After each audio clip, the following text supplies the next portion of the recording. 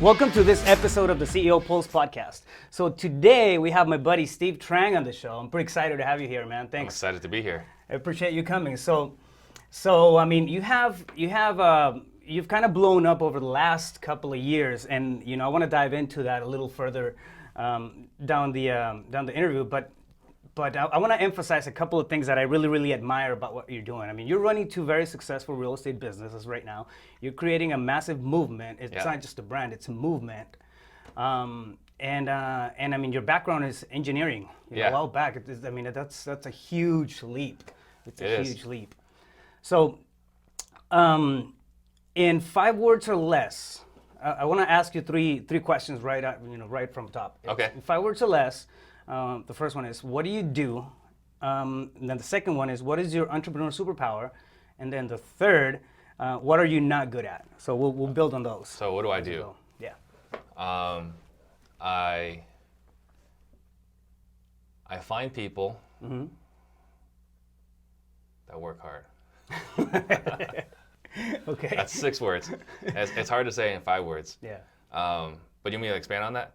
Yeah, please. Yeah, so I think for me, the thing that's most fulfilling is watching people grow, watch people develop. And so for me, like being an entrepreneur, building businesses is fun, and it's fun for me because I'm building things like an engineer. I'm building things, but I'm building it with the most challenging pieces you can, which are people. Right.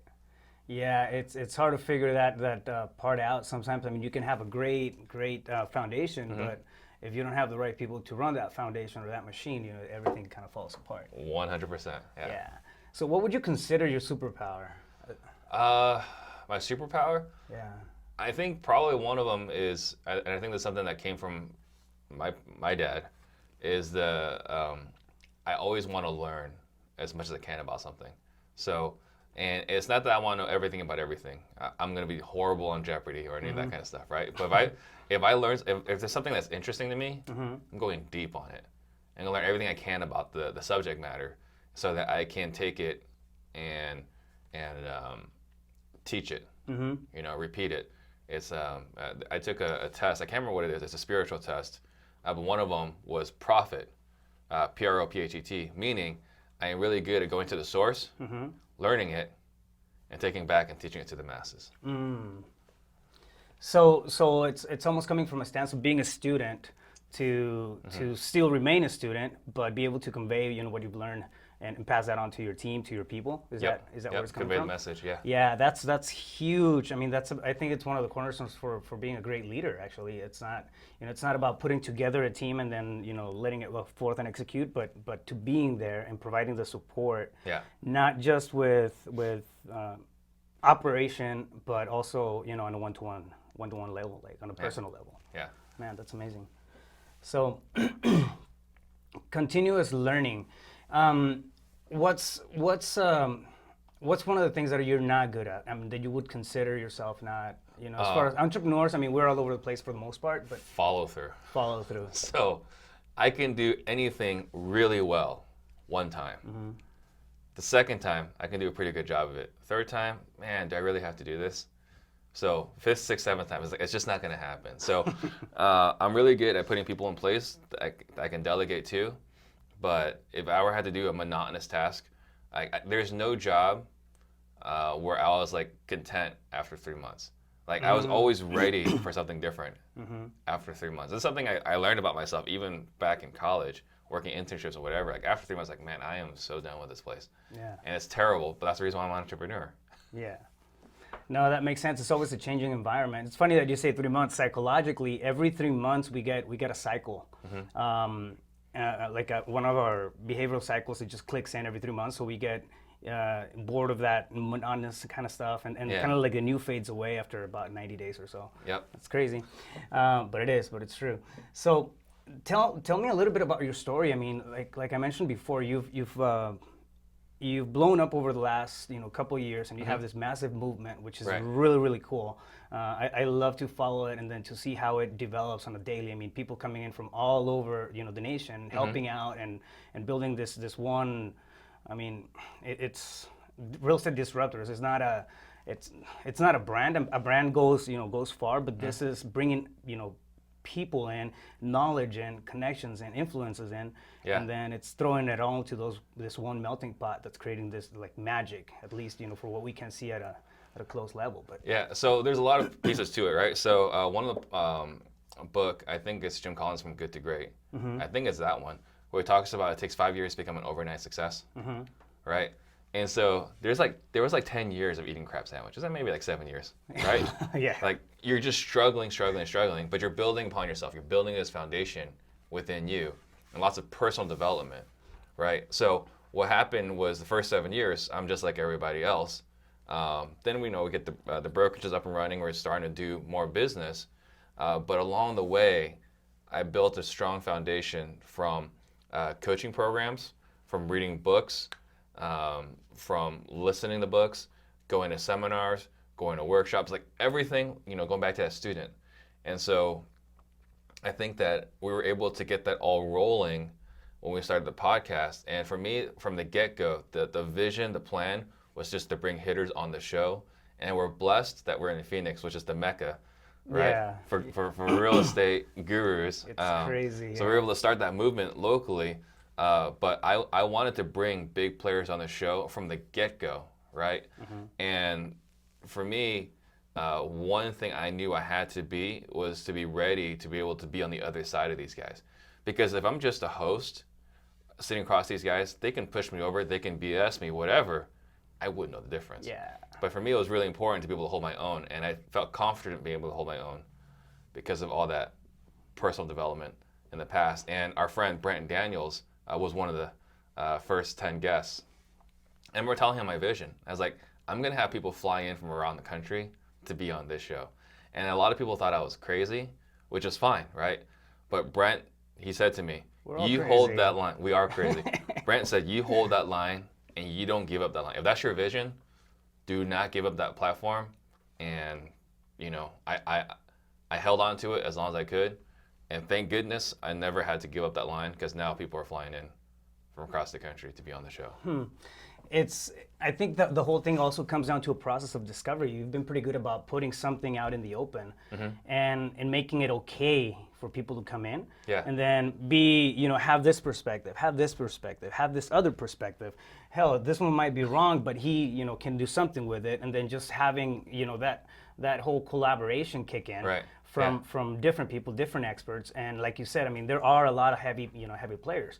We're talking about entrepreneurship. Our playground is real estate, and by default, it brings a lot of entrepreneurs into the arena because it's a tough world, but it's a brutal world. Brutal, and but the fact that there's a platform where collaboration can take even amongst competitors. I mean, that's amazing. It doesn't happen, Well, and I think it's something that we've noodled on before, and I think Sean Terry, I still I look back, he probably started that movement, right? Yeah. With the Go Giver book. Yeah, exactly. But one of the things that's really interesting as far as entrepreneurship is that we live in the greatest country on the planet, where if there's a way to be made money, someone will figure it out, and they'll make money from it, right?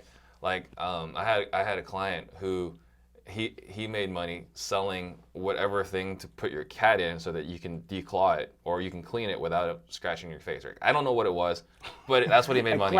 Cat cleaner deal, yeah. Yeah. So, but with real estate, with all these different hitters, like we're all unique. We all have our unique DNA. We all have our unique fingerprint. We all run our businesses very differently. Do we all have the same systems? 100%. But we all have our different strengths as well. And so the cool thing is we can identify each person's strengths and see how we can complement each other because we know each other's strengths and we know each other's weaknesses. Yeah, and capitalize on those. One thing that I see happening quite a bit, especially when I go into consulting or into businesses and doing analysis of how they're operating, it's wearing all the hats and then wanting to drive all the hats as well for as long as possible. Coming in from the owners and it's something that's it might be doable at the beginning when it's bootstrapped, but down the road, 3 months into it, you're gonna get tired of it. Oh, you're gonna get tired, burned out. You're gonna motivation drops, and I think it's critical that there comes a point where you'll realize, I'm really good at this part of it, And that, fuck it, I'm just gonna put it out somewhere else can handle it, and Right. and that's important because otherwise you can't really flourish. Well, I think a lot of us forget, and this is something that is challenging, like why we got started. We didn't become an entrepreneur so we can be a slave to ourselves. Right. We would never work for a boss that required 80 hours of work. We just Yeah. wouldn't do it. Yeah. And so we forget that the reason why we started was to make a lot of money and have a lifestyle where we can travel, do whatever we want whenever we want, right? Freedom of choice. Yeah, we forget why we start, and then we bombard ourselves with this, and it's something that we need to be reminded Yeah. very often. Yeah, the best, funny they bring it up, but the best reminder for me is actually going back to books, going back and studying, and then doing a lot of personal growth, and not just the cool quotes on Instagram and any of that stuff, but actually diving into a really good book that makes you think, that makes you reflect. And there's a couple of them that keep me going back to, okay, this is the why, this is the reason I do everything, and everybody has their own method, right, for that. What's yours? For getting grounded? Yeah, getting grounded. Well, I think I'm pretty grounded right now. I'm actually working harder than I've ever worked with everything I got going on. But I have, there's my schedule. I have a calendar. I use Google Calendar, and things are blocked off, I know every Tuesday I'm taking the kids to private piano lessons. I know every Wednesday after the podcast I go home, take them to Kung Fu lessons, and then piano lessons. And then every Saturday and Sunday, Saturday's blocked off. Like, I can't work on Saturday. And on Sunday, it used to be also non-negotiable, but now I blocked it off. 2 o'clock to 6 o'clock, I'm allowed to be on the phones. Do something. But yeah, I remember that a while back. You mentioned it. I thought it was pretty cool. Yeah, but everything's blocked off, and the way you can see if it's a priority to you or not is if it's in your calendar. Yeah. And that's and everything goes in my calendar. I got weddings. It's on the calendar where it's blocked off. If it's on the calendar, it's happening. 100%. Yeah. Yeah. Yeah, I do. I'm not so heavy on the calendar, but I do have a list. It's more like it's not really a to-do list.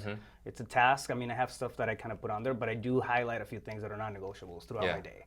And I bucket, my day in 5 different sections, and I mean that works wonders. But if it's there, it's happening. The point is to have it go somewhere where you can still be productive at the end of the day and not feel like, I used to go home with a feeling like, I don't know if today was a great day and I did a lot, or if I just didn't do anything at all. Yeah, it's really easy to fall into that trap, especially when you're a solopreneur. Yeah. Right. So yeah, you got to have certain metrics you got to hit. Going back to what I was talking about earlier, like blocking off.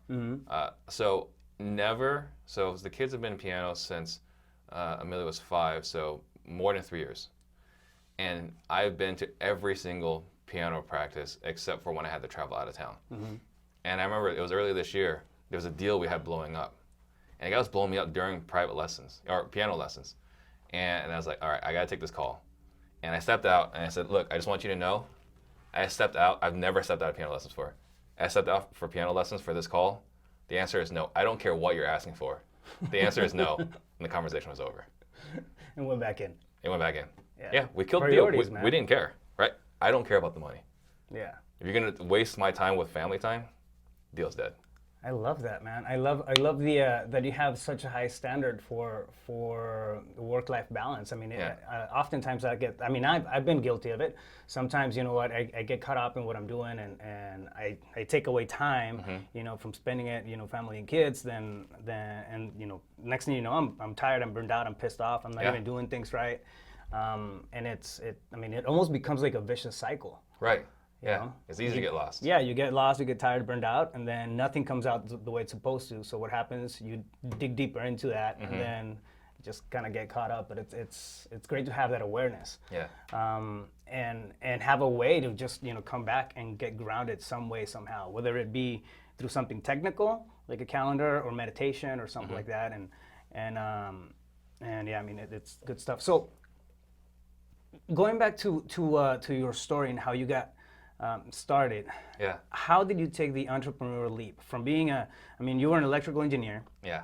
And then boom, you go off and then do your thing. So you go from a career that's stable and it's pretty much laid out. It's as stable as can be, as regimented as can be. Right, and then and jump into entrepreneur ones, and then in real estate, which is so like a 2-hitter right there, double barrel. I always knew I was different. You know, we've talked about personality test profiles, and like it doesn't matter what personality test or what profile test I take. The answer is always pretty consistent. I don't fit in, right? I'm the square peg in a round hole.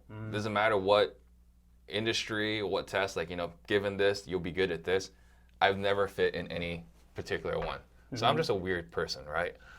So I knew as an engineer, I was an extrovert. If you look at the introvert-extrovert scale, I am like, if you look at the 50-yard line as the middle and the end zones, right? I'm like at the 45-yard line on the introvert side. So I'm pretty close to the middle. But as an engineer, I was an extrovert. I was the weirdo. I was like, guys, let's go out tonight. And they was like, nah, I'm going to play World of Warcraft. You know? So I didn't fit in the engineering world. On the sales world, I also don't quite fit in because like all our guys are extroverts. You know, they're partying, they're doing, like they've got big personalities. They dress really well, and I just dress mediocre. So the What are you talking about? You're wearing a Real Estate Disruptors T-shirt, man. That's like bomb right there. Yeah, but this is one of two shirts I wear every week, right? Every shirt I buy multiple of them. Phoenix every day for days. Yeah, right. Just buy the same item multiple times. And so for me, I always knew I didn't fit in. Yeah. But I knew I wasn't going to stay in engineering. I got into engineering only because I was good at math. That's the only reason why I got into it. I got my master's degree only because it was right after the dot-com bust and 9/11, so no one was hiring. So I went to go to grad school. That's the only reason why I have a graduate degree. Otherwise, I would have gotten a regular job. You know. What were you thinking before then? What do you mean? Like, what were you before you made the decision to go to school and then get your master's? And what were you thinking before then? Like, was there a plan? Was there something? I mean, some people have that itch, you know, since they're little. Yeah. I'm not gonna go to work for anybody. Did you have that thought process going on, or was it something that developed down like later in life? So during the dot-com boom, a lot of people were starting tech companies and selling them for big payoffs, right? Yeah. So my plan before the bust was to go get a PhD because I looked at everyone that got bought out was a PhD, has a PhD. So my plan was go to graduate school, get a PhD, start a company, sell it. So that was my plan back even when I was in the bachelor program at ASU, right? Now, that dream kind of faded after the dot-com bust, but that was the vision. I always knew I was going to be my own boss someday. So I go to school, get my master's degree, work at Intel, but I knew at Intel they have the golden handcuffs. So after 7 years, all your stocks vest. You get your 3-month vacation, right? They call it sabbatical. And so my plan was I'm going to work for 7 years, take that 3 months, start my own business, submit my 2 weeks, you know, and become. My plan at that time was to become a contractor because you make about 80% more as a contractor than an employee. You just don't get any of the health benefits. So I'm going to in 7 years I have to find a wife that can give me benefits that I can get the benefits from while I make more money doing the same thing. So that was the plan. But after 3.5 years, the plan changed when I got into real estate because we were buying rental properties in 2007. And thank goodness we got denied by the banks on all these loans. So we were planning on buying all these properties, and the bank said, no, we don't feel good about lending. Yeah. So thank goodness I got rejected. Yeah. Blessing in disguise right there. But at that time, I met a broker who was, he was making 6 figures. And I was making, when we first started, I was making $70K a year. And literally within that time, I was like, what would it take to learn what you do? He's like, go get your real estate license. I'll teach you everything I know. I said, okay. So I got my license in 2.5 weeks. And after I got my license, along that time, I got a pay raise and a promotion. So I was making from 70K to 85K. So at that time, I was like, okay, do I do this or not? And so I talked to my buddy, my best friend, who's the only one that supported the quitting. My wife was like, whatever, should we do it? I'm not sure. And everyone else was like, you're crazy. My best friend was like, go do it. If it fails, you just go back to engineering. Yeah. Right? You can't lose. Well, you did have a pretty good safety blanket right there. Yeah. Yeah, 100%. So after I got my license, right there, I submitted my 2 weeks notice. I jumped into real estate full time, May 2007. Would you say that being an engineer or having that engineer brain kind of help you lay out the path, or did it make a difference, or was it something every engineer is totally different? Every engineer is totally comfortable. Like everyone that I talked to at work, when they found out I was making this move, they're like, I wish I could do this, but I have a wife, I've got kids, or I just, You know, they don't have that adventurous. Yeah. Well, You know? it's very. I mean, you find a lot of very risk-averse people. Yeah. And So I think what helped me the most, honestly, was all the time I played poker. So I've personally spent, you know, if you read Malcolm Gladwell's Mastery, right? If you look at people that are experts, they spent more than 10,000 hours on something. Yeah. For me, I spent more than 10,000 hours at the poker table inside a casino.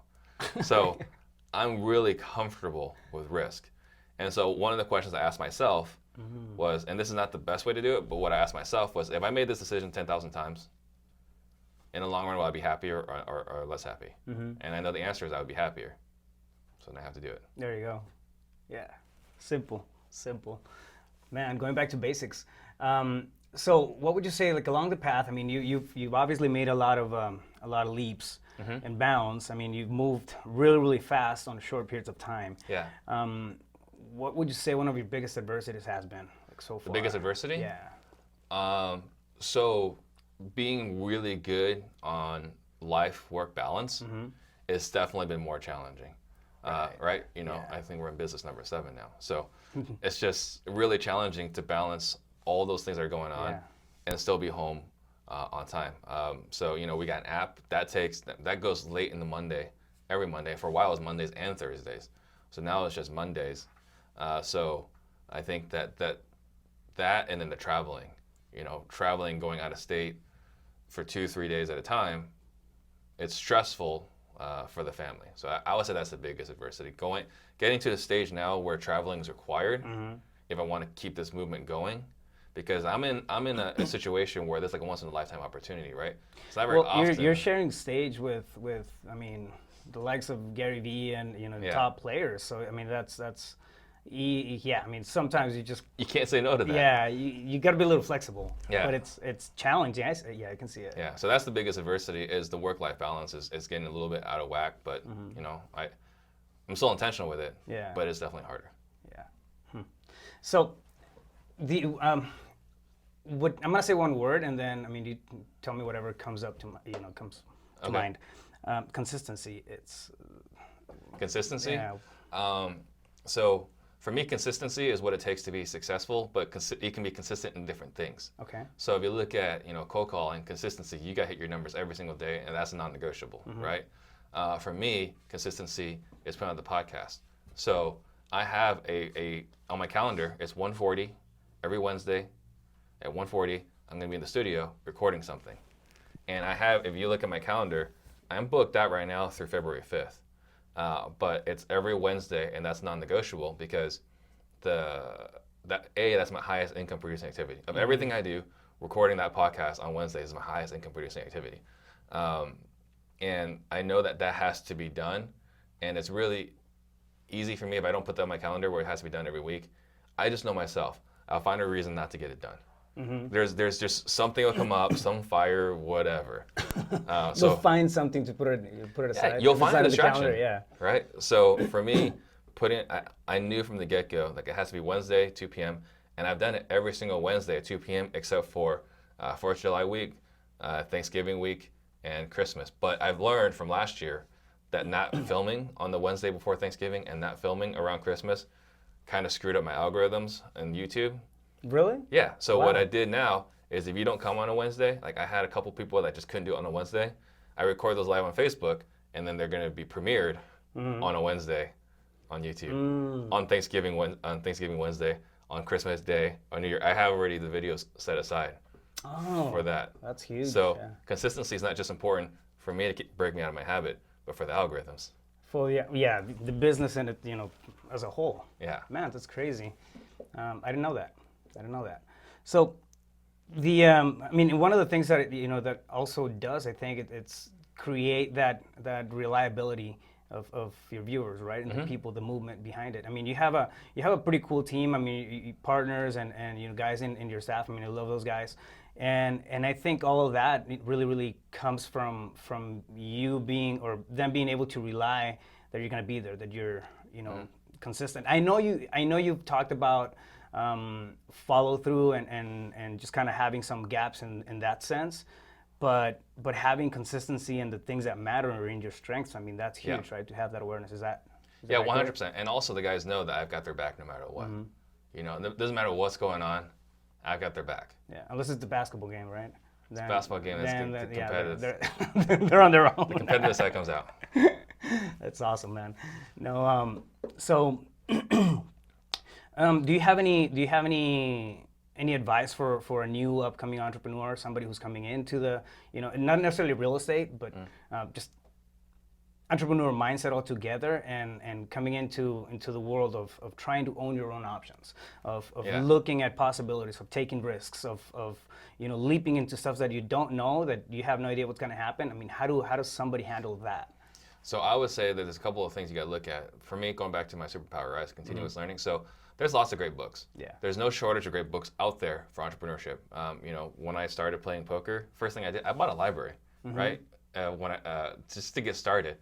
It's the same thing with real estate. You have to have all these books that you need to read they're not free, but they're pretty much free, right? Like $19 for... It's insane, man. It's ridiculous, yeah. Yeah, so it's basically free. So definitely leverage all those free resources. I'm sure there's a lot of good stuff for YouTube and entrepreneurship. So I would say that's the first thing. But then after that, you have to invest money in yourself. You have to spend money going to seminars, going to events, and eventually invest in coaching. And I know a lot of people are uncomfortable with it, but it's something that you have to do. For me, if I didn't get into coaching, I would probably still be working solo or in the weeds, working 80 hours a week, tired, frustrated that I don't have success. What would you say to somebody who's reluctant to that?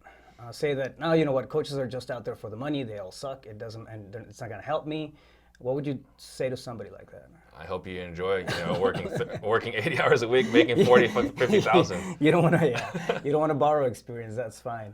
Yeah. No, I completely agree. I've had the great, the opportunity to have really good mentors along my path, and without those people at those key moments, I wouldn't be anywhere near where I'm at. It's crazy. Like there's a little bit of an anti-guru movement, which I agree with most of it, because there's a lot of scam artists out there. There is. Yeah. It's hard to figure out who's legit and who's not.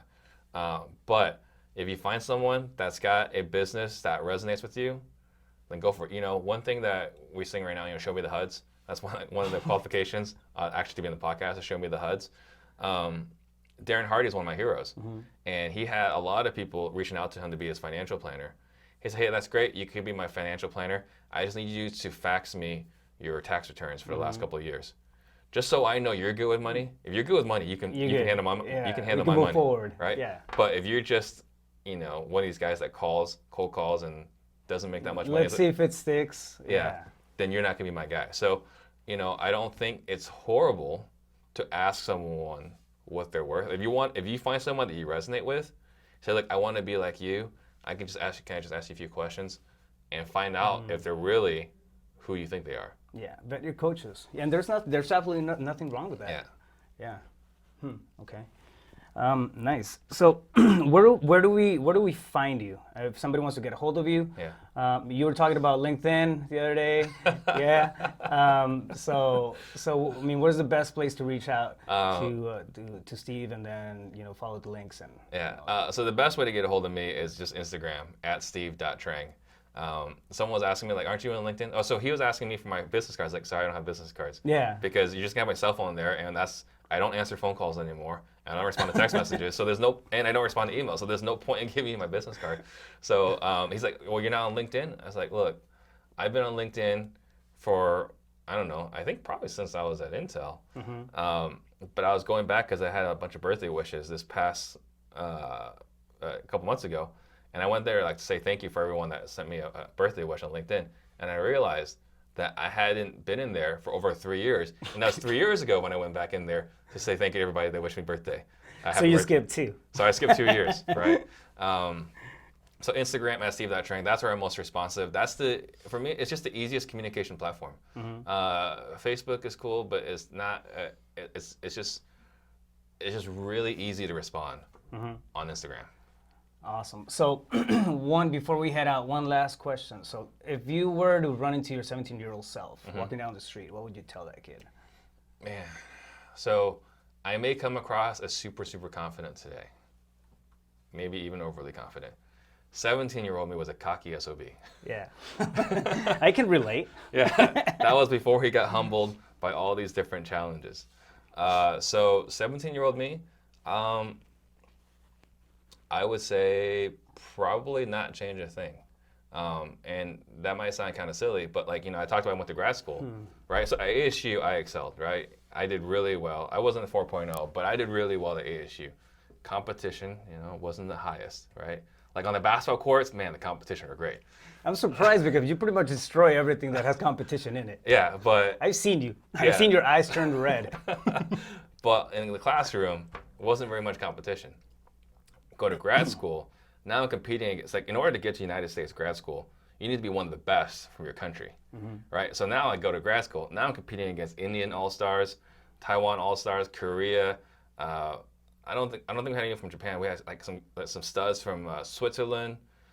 And so you're sitting in a classroom now where like, okay, I was like one of the best in Tempe, Arizona. You're one of the best from your country. And I really had to step it up. So that was a humbling effort. But I also, seeing as how I was falling behind, doubled, tripled down my efforts, drank a lot of Red Bull during those years to finally get back, not the top, but, top 3, right? So that was a humbling experience. Pick up your slack. That I needed because I was a cocky SOB. Getting real estate in May of 2007, having a tax return of 2008, showing a 1040 of negative 50,000. Not 50,000 expenses, but my expenses exceeded my revenue by 50,000. Right? Those are the humbling experiences that I needed. That 17-year-old me he was cocky. He needed those things, and so I would say I wouldn't change anything because he needs that guy needs those challenges. Experience, that knowledge, that slap in the face. Yeah. Awesome, man. I love it. Well, I want to thank you. I know you got to run, but I really, really appreciate you being here, man. I admire everything that you're doing. I'm a big fan. Appreciate it. And appreciate that a lot coming from you. All right. Thank you very much. Thank you very much. Appreciate it. It's a wrap.